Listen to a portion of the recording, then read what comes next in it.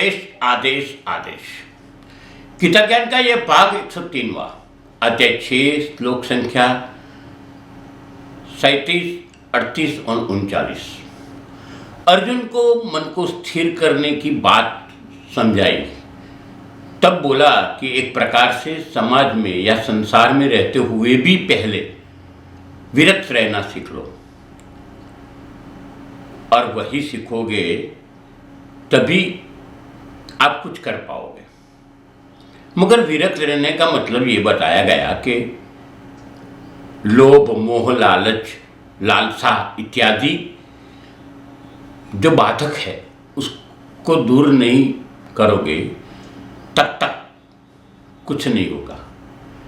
क्योंकि सन्यासी भी पेट में होते हुए भी ये सब कारण प्लस ईर्ष्याओं के कारण अनेक प्रकार के संबंधों में बंधे रहते हैं और लक्ष्य को प्राप्त नहीं करते। खुद को निर्लेप रखने की बात कही। कोई भी संसारी लेप नहीं चढ़ना चाहिए। संसार में है तो कर्तव्य है, निभाना है, वो निभाना भी पड़ेगा। वो अध्याय 2 में 3 में बोला था हमको। पर इसमें कर्ता भाव छोड़ना, प्रकृति के अंश बन के प्रकृति की रक्षा करना और प्रकृति के सब तत्वों को एक समान समझना, वही रीत अपनानी चाहिए। अगर कोई बात विकसित पहुंचाने वाली आती है तो उसका उपहास करो, यानी कि इग्नोर करो, इसको दिमाग में से हटाने की कोशिश करो। ये समझाने के बाद में अर्जुन के मन में एक प्रश्न आया। देखिए क्या है वो। 37वें श्लोक में अर्जुन ने कहा, हे कृष्ण, प्रारंभ में योग में स्थित रहने के वाला किंतु बाद में योग के विचलित मन वाला असफल योगी परम सिद्धि को न प्राप्त करके किस लक्ष्य को प्राप्त करता है। 38वें श्लोक में बोला, हे महाबाहो कृष्ण, परमात्मा की प्राप्ति के मार्ग से विचलित हुआ जो कि न तो सांसारिक लोभ भोग को नहीं भोग पाया और न ही आपको प्राप्त कर सका, ऐसा मोह से ग्रसित मनुष्य क्या छिन्न भिन्न बादल की तरह दोनों ओर से नष्ट हो जाता है। 39 श्लोक में बोला, हे कृष्ण, मैं आपसे प्रार्थना करता हूँ कि मेरे इस संशय को संपूर्ण रूप से केवल आप ही दूर कर सकते हो, क्योंकि आपके अतिरिक्त अन्य कोई इस संशय को दूर करने वाला मिलना संभव नहीं है। जिनकी साधना में जप, तप, ध्यान सब है, वो परमात्मा की प्राप्ति के त्वरितता नहीं है। ऐसे साधनों को कहीं न कहीं संसार में राग होता है। लक्ष्य लेके काम करते हैं, ये अनुष्ठान करूंगा तो ये प्राप्त होगा, ये सिद्धि मिलेगी। इसके कारण खुद को जो कर पाना है वो नहीं पाते, खुद के ध्येय से मुकम्मिल नहीं होते हैं, यानी खुद के ध्येय पे अटल नहीं होते। ऐसे साधक की गति क्या होती है? मेहनत मोक्ष की करते हैं मगर कर्म नरक के करते हैं। जाने अनजाने में ये चीज हो ही जाती है। ना मोक्ष मिलता है, ना नरक मिलता है, ना कि परमात्मा की प्राप्ति होती है। ऐसे लोगों के बारे में प्रश्न पूछा। अक्सर हमें ये देखा है कि जैसे जिसको मन को कठिन बना के दृढ़ संकल्प के साथ कर्म करना है, हम कई जगह पे बोलते हैं, मुख में राम बगल में छुरी, ऐसे भगत की दान पूरी। क्योंकि ध्यान करना है पर आगे कर्म की सजागता भी रखनी पड़ेगी, जो नहीं होता है। ब्रेक ले लिया, ध्यान करते हैं, विरक्त लाते हैं, मगर देखा है अक्सर तौर पे कि ये करने से बावजूद ईर्षा, लोभ, लालच, लालसा चली नहीं जाती। आजकल के युग में आप देखते हो संत लोग भी व्यापारी बन गए हैं और सतत ऐसी भावना रखते हैं कि कैसे हम ज्यादा से ज्यादा धन एकत्रित करें।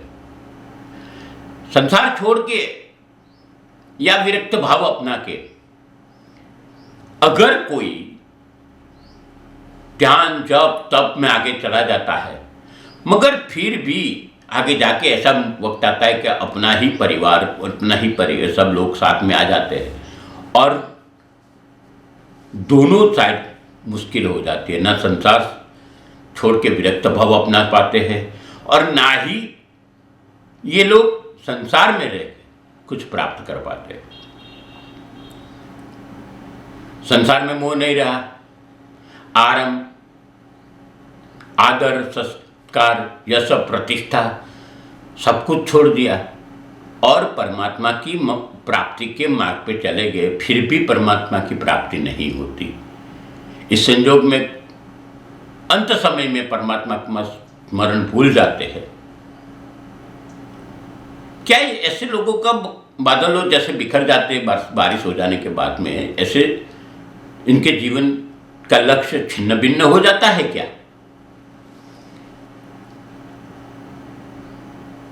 भक्ति मार्ग पर जाने के बाद भी संसार की मोह छोड़ देना, मगर परमात्मा मिले नहीं और स्मरण रहता है। इसीलिए कहते हैं कि बाबे के तो दोनों बिगड़े। इस परिस्थिति को वो साधक का क्या होता है? ये सब प्रश्न अर्जुन के मन में कहीं न कहीं आपके और मेरे मन में भी उत्पन्न होते हैं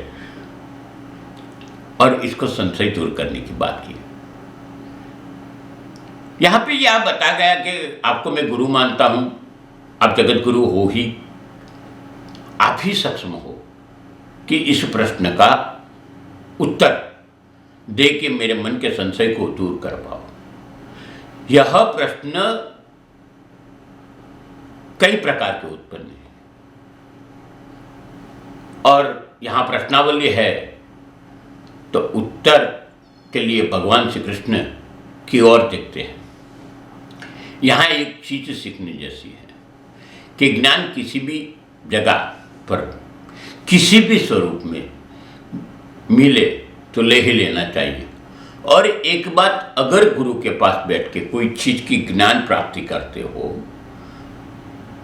प्रत्यक्ष रूप में ले लो, कोई भी संशय हो, तो उसको छुपाए मत रखो, क्योंकि छुपाने के परिणाम अधूरा ज्ञान प्राप्त होता है, संशय कायम चालू रहता है और अधूरा ज्ञान भयावह है। कोई मास्टर के पास जाता है कुछ चीज सीखने के लिए, तो वो चीज सीखने के लिए जाता है, तब मास्टर सिखाता है कि इस तरह करो, इस तरह करो, इस तरह करो। जहां संशय होता है, अगर वह नहीं सीखता है तो तकलीफ होती है और ये तकलीफ आगे जाके भयावह लाती। एक सीधा साधा उदाहरण है कि हम कोई मास्टर का हमको गाड़ी सिखाना बिकता है, कोई गाड़ी सिखा रहा है, हमको सिखा देता है एक्सीलेटर, क्लच और ब्रेक है, ये इस तरह इस्तेमाल करना है, बराबर ये चलाना, वो चलाना, स्टीयरिंग घुमाना, मगर इंडिकेटर कब देना, गियर कब बदलना, ब्रेक किस तरह मारनी, ब्रेक मारने के टाइम पे क्लच दबाना, नहीं दबाना, क्या करना, ये अगर सही तरीके से ना सीखा जाए और इसमें जो संशय उत्पन्न होते हैं, अगर गुरु को पूछा ना जाए, मास्टर को पूछा ना जाए, तो वो एक्सीडेंट हो जाता है। खुद को दूसरे के जीवन के लिए हानिकारक बना देते हैं। इसलिए अर्जुन खुद के मन के संशय को दूर करते हुए और ये प्रक्रिया भगवान से पूछते हैं, भगवान श्री कृष्ण इसके उत्तर भी देंगे, अगले हफ्ते हम देखेंगे। इसके उत्तर के इस प्रकार आते हैं। ये जो चैनल आप तक ला रही है सनातन की बातें रही, और सनातन की बातों के साथ साथ में गीता के ज्ञान की बात कर रहे हैं। आपको विनती है कि इस चैनल को आप सब्सक्राइब करिए, इस वीडियो को लाइक करिए, लोगों तक पहुंचाइए। हमारा लक्ष्य यही है कि सनातन की प्रक्रिया जीवनी रहे। आप सबके जीवन में भगवान श्री कृष्ण और गुरु गोरक्षनाथ जी की कृपा बने रहे, इसी शुभकामना के साथ में अस्तु शुभम भवतु।